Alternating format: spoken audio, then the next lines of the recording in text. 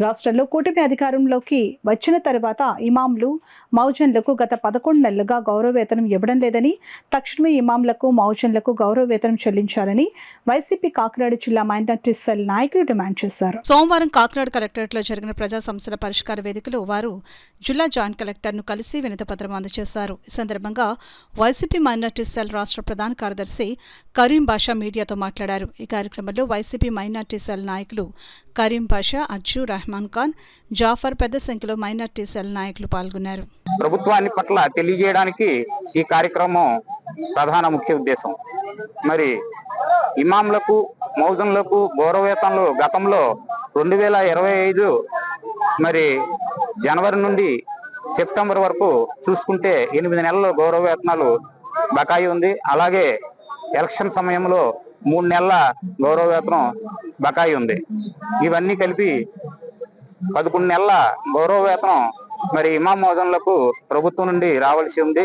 అందుచేత ఈ గతంలో మరి మౌజన్లకు 10,000, ఇమాంలకు 5,000 నిరంతరాయంగా ప్రతి నెల చెల్లిస్తామని చెప్పేసి టీడీపీ ప్రభుత్వం ఎలక్షన్లో హామీ ఇవ్వడం జరిగింది.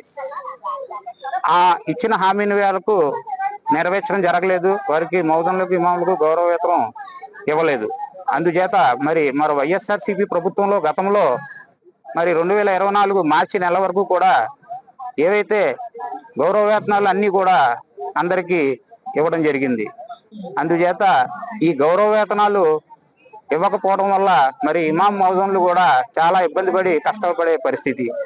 వీటిని ఆధారంగా ఉండి వారి జీవనోపాధి ఉంటుంది. ఏ ప్రభుత్వం వస్తే ఆ ప్రభుత్వం మీద ఆధారపడి మౌజన్లు, ఇమాంలు వారి జీవనోపాధిని కొనసాగడం జరుగుతుంది.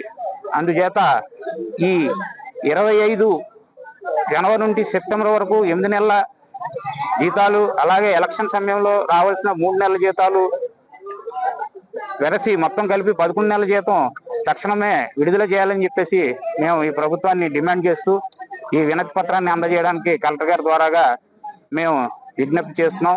మరి కలెక్టర్ గారు సంబంధిత అధికారులకు మా విన్నపాన్ని పంపించి ప్రభుత్వం ద్వారాగా ఈ గౌరవవేతనాలన్నీ కూడా మాకు అందేలాగా, ముస్లిం సమాజాన్ని నమ్మకం కలిగేలాగా చేయాలని చెప్పేసి కోరుకుంటూ